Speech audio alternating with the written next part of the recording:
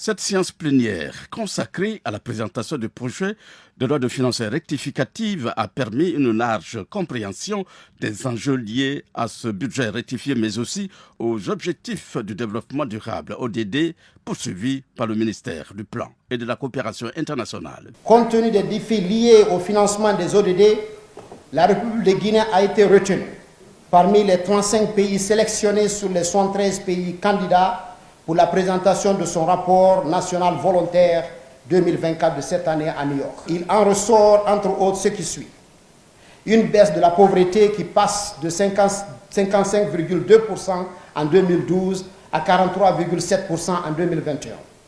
Une réduction du taux d'insécurité alimentaire de 35,5% à 21,0% sur la même période. Une amélioration de l'indice de capacité statistique de la Guinée qui a atteint 45% entre 2018 et 2022. Ces résultats élogieux permettent au gouvernement de lever des fonds auprès des partenaires au développement pour lutter contre la pauvreté.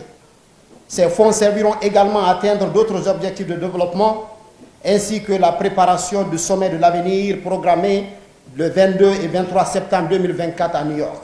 Pour une prévision du budget rectifié qui s'équilibre en recettes et en dépenses à 38 650 milliards de francs guinéens, soit un accroissement de 2,6% par rapport à la loi de finances initiale 2024, le ministre du Budget a rassuré que priorité sera accordée aux secteurs sociaux, à savoir l'appui aux ménages touchés par l'incendie du dépôt de Kaloum par des transferts monétaires, la reconstruction des maisons et des écoles détruites aux alentours du site, l'équipement et l'opérationnalisation des 8 centres d'hémodialyse à Conakry et à l'intérieur du pays, afin de réduire progressivement les évacuations sanitaires de nos concitoyens. L'application progressive de la révalorisation des salaires des fonctionnaires et des pensions des retraités et le soutien au secteur de l'énergie à travers des allocations supplémentaires. Dans sa communication, le ministre de l'économie et des finances a mis l'accent sur la volonté du gouvernement guinéen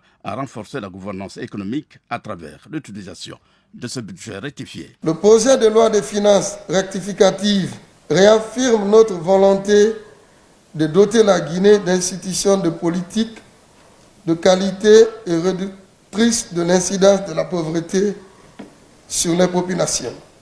Ainsi, il vise à corriger les prévisions initiales en cours d'exercice à travers la prise en compte de la conjoncture, la prise en compte des mouvements de crédit budgétaire.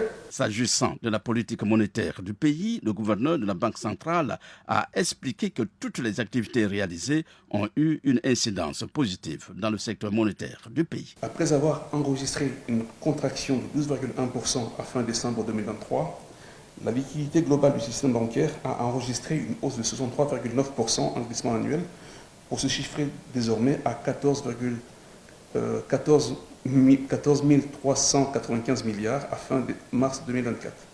Ce bond est principalement imputable à la hausse des réserves excédentaires résultant de l'accroissement des dépôts bancaires. Parallèlement, les crédits accordés au secteur privé se sont situés à 21 230 milliards de francs guinéens en mars 2024, soit une hausse de 21,2% en glissement annuel et de 13,7% par rapport à fin décembre 2023. Pour un examen judicieux, le président du CNT a invité les honorables conseillers nationaux et les départements ministériels concernés à une meilleure collaboration. C'est le lieu d'exhorter les honorables conseillers nationaux à davantage de rigueur lors de ce processus et qui est un maillon essentiel des relations de dialogue entre le gouvernement et la représentation nationale. Nous exhortons encore le pôle économique et financier à plus d'efforts en vue de maintenir une tendance haussière et la cadence afin d'atteindre la moyenne régionale à l'horizon 2026. Nous réitérons notre recommandation de l'année dernière, à savoir la mobilisation des ressources internes et qui devrait étudier comment élargir l'assiette fiscale, mais aussi comment exploiter la filière d'une combinaison de notre souveraineté monétaire avec une rationalisation de nos ressources en or, de leur rachat et leur raffinage par la Banque centrale de la République de Guinée. Les activités se poursuivent par les travaux en commission et en intercommission.